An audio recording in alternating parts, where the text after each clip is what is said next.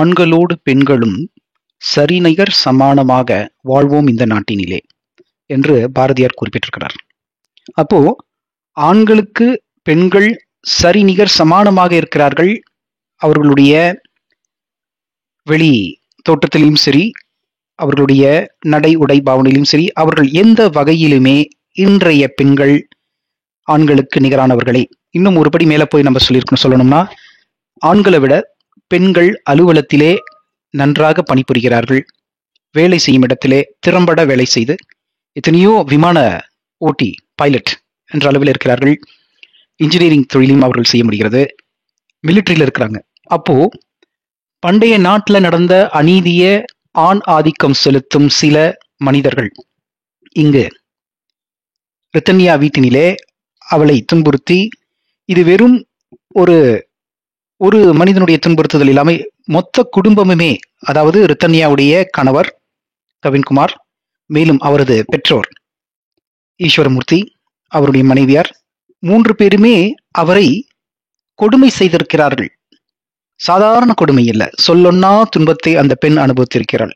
நித்தம் ஒவ்வொரு நொடியிலும் அவளை துன்புறுத்தி, உளவியல் ரீதியாக அவளை, நீ ஒன்றும் பெரிய ஆள் கிடையாது என்ற அளவில் நீ எங்களுக்கு அடிபணிந்து இருக்க வேண்டும், ஒரு கேவலமாக சில வார்த்தைகளை அந்த மாமனார் சொல்லியிருக்கிறார். உனக்கு சம்பளம் வழங்கப்படும், என் மகன் கவின்குமார் சொல்வதை நீ செய்ய வேண்டும், அவன் விருப்பப்படி நடந்து கொள் என்று சொல்லும் பொழுது, அந்த குழந்தை கண்மணியாக வளர்ந்த இன்னொரு வீட்டிலே கண்மணியாக செல்ல பிள்ளையாக மயில் குஞ்சு என்று சொல்லி கொஞ்சி தவிழ்ந்து வளர்ந்து வந்த அந்த குழந்தை இவர்கள் வீட்டினிலே சின்ன பின்னமாகி சிதைந்து ரெக்கைகளை ஒடிக்கப்பட்டு சிறகுகளை அறுத்து எடுத்து அவளை துன்புறுத்தி திட்டமிட்டே அவர்கள் அவளை பல தொந்தரவு செய்திருக்கிறார்கள்.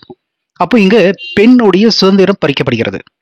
அப்போ அந்த பையனுக்கு அவருடைய தாய் தந்தையினர் ஒரு உரிமையை கொடுத்திருக்கிறார்கள். Freedom to do what he thinks is right, not what is right, perhaps what he thinks is right. அதாவது நீ என்ன கரெக்ட்னு நினைக்கிறியோ உன் வழக்கப்படி செய், நீ எப்படி வேண்டுமானாலும் அவளை துன்புறுத்தல் செய்யலாம் என்ற ஒரு லைசன்ஸ் டு கில் என்ற ஒரு திரைப்படமே வந்திருக்கிறது. அதே போன்று அந்த உரிமம் வழங்கப்பட்டிருக்கிறது இந்த குடும்பத்தில். இது குடும்பமா என்ற ஒரு கேள்வியை எழுப்ப வேண்டியிருக்கிறது. அங்க இருக்கக்கூடியவர்கள் மனிதர்களா இல்ல மிருகங்களா? மிருகத்தை எங்க நம்ம தவறு சொல்லணும்? அது ஒரு சட்டத்திட்டத்துக்குள்ள வாழ்ந்து கொண்டு இருக்கிறது. அது உணவுக்கு மட்டும்தான் மற்றவர்களை கொள்ளும், இந்த மாதிரி துன்புறுத்தாது. அப்போ மிருகத்தை விட கேவலமான இந்த மனிதர்களை நாம் எப்படி சும்மா விட்டு விட முடியும்? அன்பர்களே, இந்த மனிதர்கள் கண்டிப்பாக மிகுந்த தண்டனை கொடுக்கப்பட வேண்டியவர்கள் தான். சட்டத்தின் முன் அவர்கள் கை கட்டி நின்று மக்களின் நீதிக்கு அவர்கள் தலை வணங்க வேண்டும். நீதி அரசர்களே, என் இதய காவலாளிகளே, காவல் ஆணையர்களே, உங்கள் அனைவருக்கும் ஒரு வேண்டுகோள்.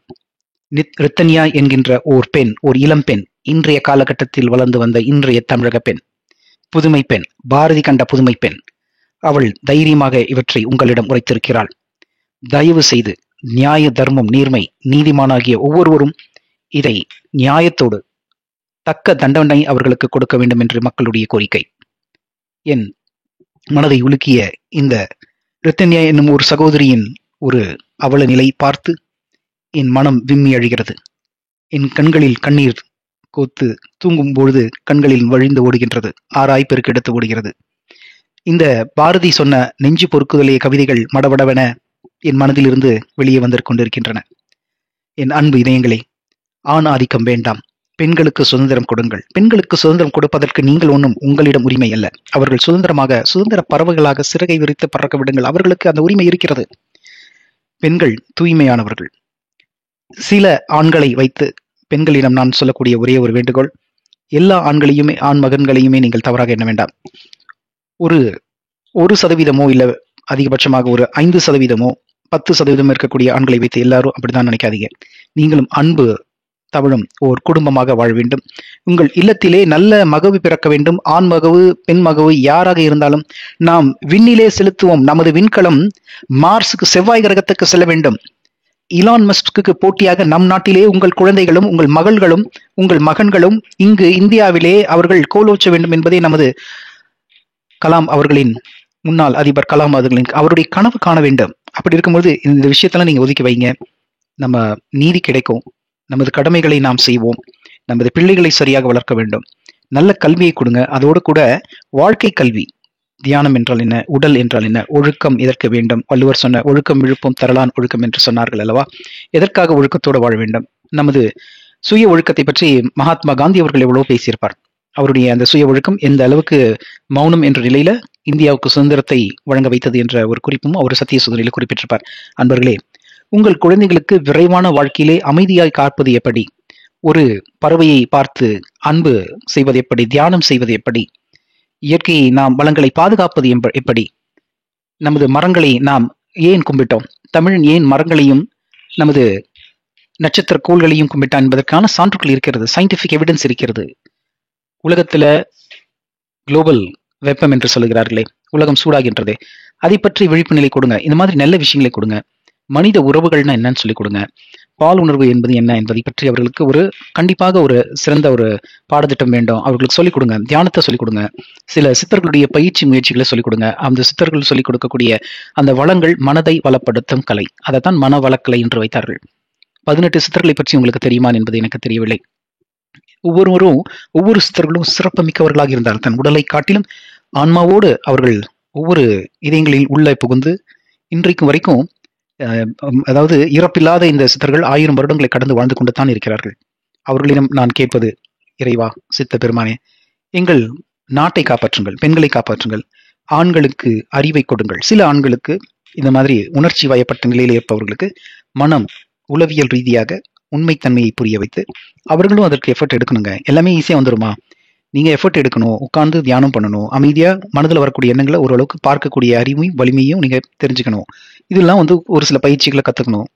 அதுக்கப்புறம் உங்களுடைய ஒர்க்ல ஆக்டிவிட்டீஸ்ல ஃபோக்கஸ் பண்ணுங்க, நல்ல செயல்களை செய்யுங்க, புதிய விஷயங்களை கண்டுபிடிங்க, இயற்கை ரசிங்க, ஆர்ட்லாம் எவ்வளோ இருக்கு, படம் வரைங்க, ஓவியம் தீட்டுங்க, இறைவனை கும்பிடுங்க. இறைவன் நீங்க எந்த மொழியில இருந்தாலும் சரிங்க, எந்த ஜாதி இல்லையடி பாப்பா என்றான் என் பாரதி.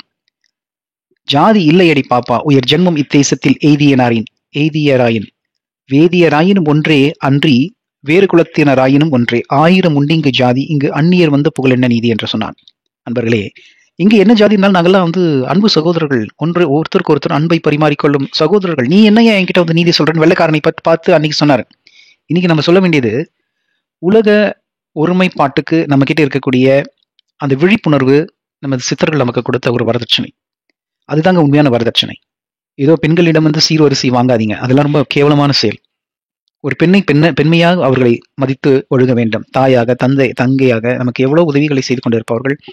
நீங்க கொடுத்துத்தான் அவர்களுக்கு சுதந்திரம் வர வேண்டும் என்பதில்லை. அவர்கள் இட்ட பிச்சையில தான் நீங்க வளர்ந்துருக்கிறீங்க.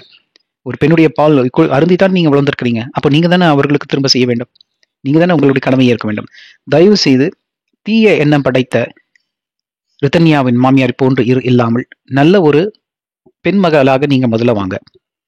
நீங்க பெண்களுக்குள்ளார் ஒரு ஒற்றுமை வர வேண்டும். பெண்கள் விடுதலை அவர்களிடம் தான் இருக்கிறது. இந்த மாதிரி ஆண்களை அடையாளம் கண்டு கொள்ளுங்கள். அவர்களை ஒதுக்கி வைங்க. பழி வாங்கணும், போராடணும் அப்படின்னு சொல்ல வரல. உங்களுடைய கடமைகள்ல கருத்துமா இருந்து நீங்கள் சுயதொழிலோ இல்ல ஒரு சம்பாத்தியம் பண்ணும்பொழுது உங்களுக்கு கிடைக்க வேண்டிய ஒரு தனி சிறப்பு கிடைக்கும். விண்வெளியில செல்லக்கூடிய கல்பனா சாவ்லாக்கள் நாம் இன்று பார்த்து கொண்டு தான் இருக்கிறோம். அதனால தயவு செய்து இத்தோடு இந்த பெண்ணுக்கு நடந்த அவலத்தை இதுதான் ஒரு முற்றுப்புள்ளி வைக்க வேண்டும். தமிழ்நாட்டில் மட்டுமல்ல, உலகத்துல எங்கேயுமே பெண்ணுக்கு அநீதி இழைக்க விடக்கூடாது. ஆண்களே அவர்களுக்கு காவலாளிகளாக மாற வேண்டும். ஆண்களுடைய பொறுப்பு பெண்மையை காப்பது மட்டுமே. தயவு செய்து வேலை ஏந்திய ஒரு குமரனாக, ஒரு முருகனாக பெண்மையை காப்பாற்றுவோம். வாழ்க பெண்மை, வாழ்க பெண்மை, வாழ்க வளர்க, வாழ்க பெண்மை என்று சொல்லி இந்த உரையை நிறைவு செய்கிறேன். நன்றி, வணக்கம்.